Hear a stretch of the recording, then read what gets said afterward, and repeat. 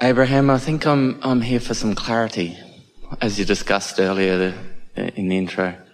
Clarity is really the eternal quest, isn't it? Yeah.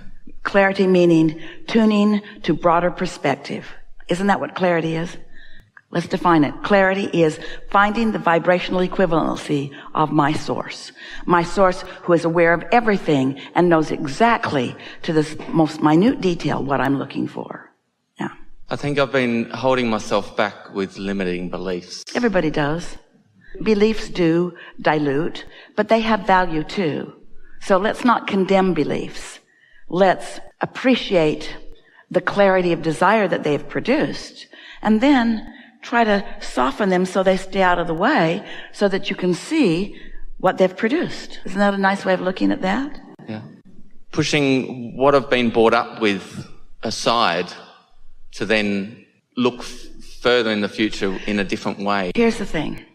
Trying to push anything aside just makes it stronger. Like your friend that you argue with. There's a war against drugs and a war against cancer and a war against and a war against, and they're all getting bigger. Haven't you noticed? Every time somebody wages a war, it gets bigger. So, rather than push against it, rather than try to push it out of the way, instead, look for the clarity that it has produced. Well, that's what the clarity's starting to come, and I'm been seeing the benefits of a different way to look at life. But I still have that. We want to give you a little story here because we know, we hear this from a lot of you who have come to a certain place of clarity, and of course you still want more. You always will.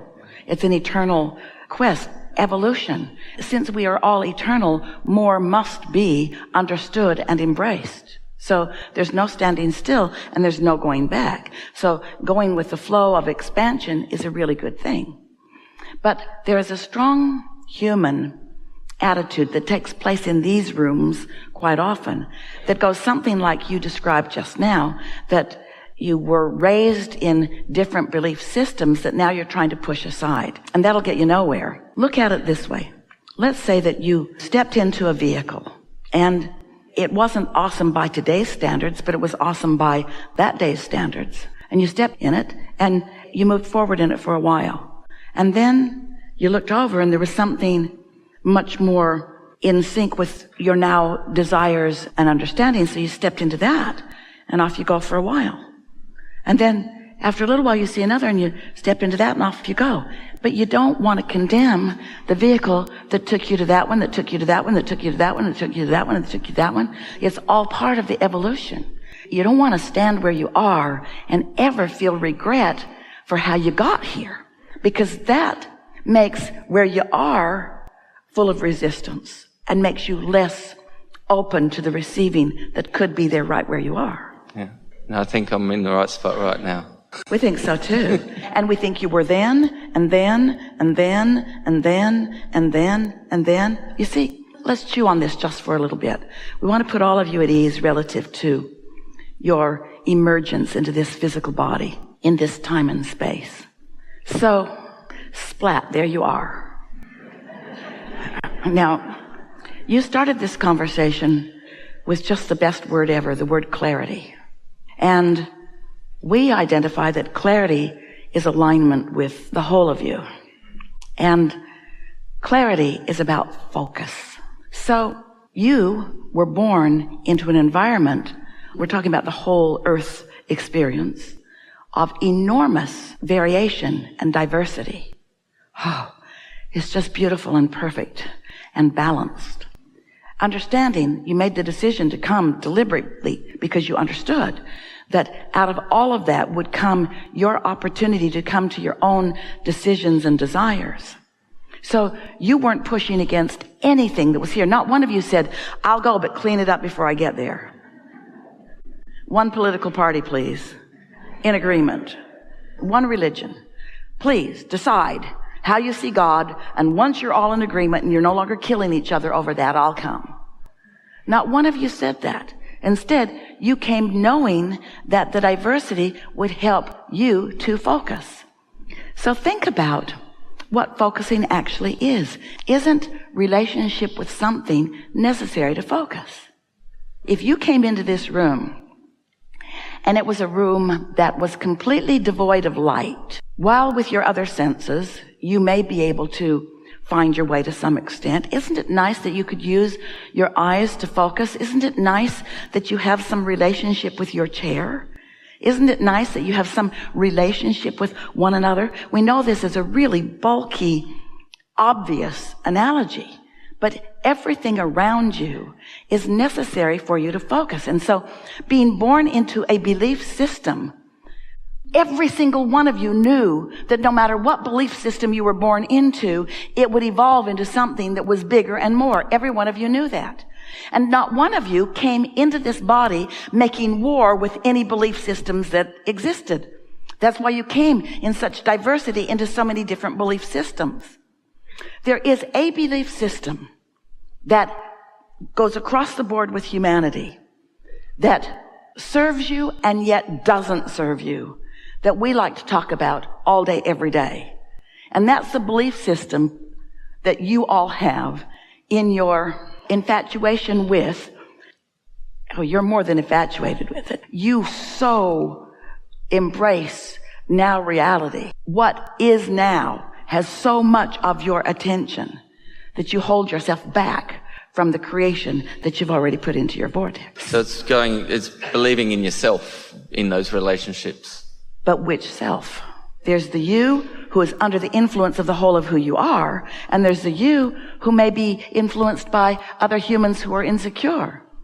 And what we're saying to you is, even if you were born into an environment of insecurity, where they sought to control you and it was fear-mongering and they warned you against all kinds of things, still, there was value in the focus that provided for you, because out of that was born clarity of who you really are and lots of impulses from your inner being. And so believing in yourself, when you say that, what we mean by that is getting a whiff of what your inner being, the total you really knows about this.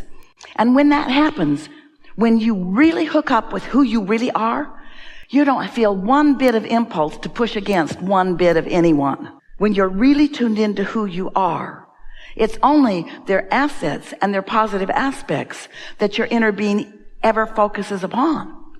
That's the big benefit of your inner being.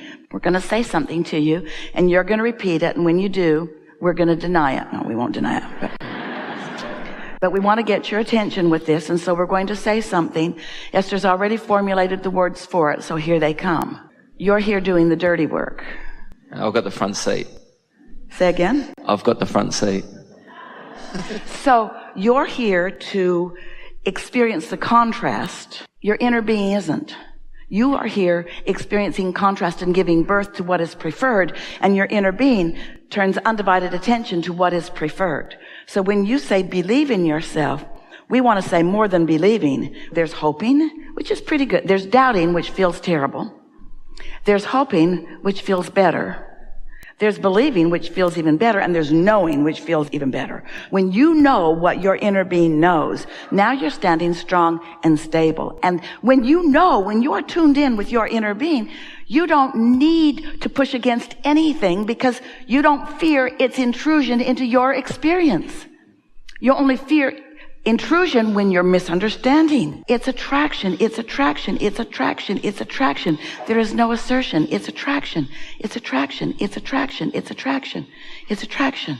Esther has a global entry card, and it expired a few days ago. But before that, she got onto the website to renew it. And her friend and brilliant IT person guided her through. She did everything the way he had just done it. He had just done it an hour before. She got it all done. And now she's waiting for the card to come, but it doesn't come. It hasn't come. His did. Everyone else's did. Where's her card? Stuck in cyberspace? Is she on a watch list somewhere? Why is her card not coming? Well, the card matters to her because it's TSA pre-check. It takes her through the airport so much more easily. And there's 6 months leeway. There's nothing urgent about it, but still, she's uneasy that she doesn't have that card in her hot little hand. She wants it and doesn't have it. She wants it and doesn't have it. So she feels insecure that she doesn't have it. a little insecurity that she doesn't have it, even though there's 6 months leeway and nothing to worry about. And it certainly is coming, and it doesn't matter why it hasn't. In fact, maybe it hasn't for the benefit of this exposure to this experience. So she gets to the airport on Thursday evening and goes to the Southwest check-in. She really likes those guys. They're always so fun and so nice, and they play with her and she plays with them. And so she hands her her envelope and off she goes.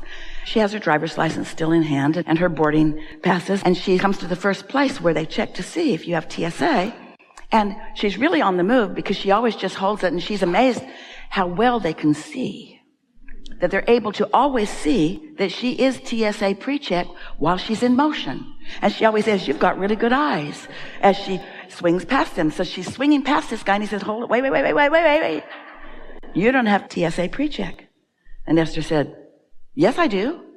He said, "No, you don't." And Esther looked, and she didn't. And she said, "Well, where's the flyby lane?" And he said, "I don't know what you're even talking about.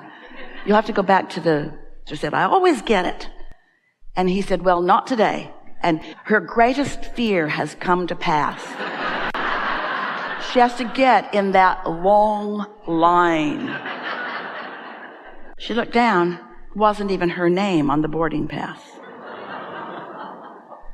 Wasn't a long walk back. She went back. She said, "Hey, you guys gave me somebody else's boarding pass." And she checked, and they'd checked the luggage correctly.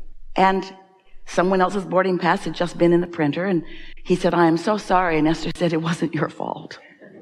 She knew. She knew. It's attraction. It's attraction. It's attraction. It's attraction. It's attraction. It's attraction. She's worried about that, and she got it. And people who she knows well did it to her. No. She didn't try to explain all of that.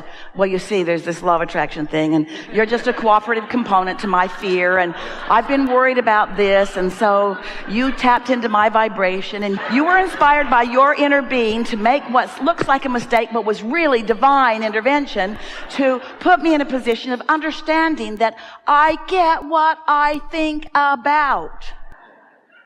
Nice to know, isn't it? It's exactly how I got here. Yeah. So, thank Enough? you. Thank you.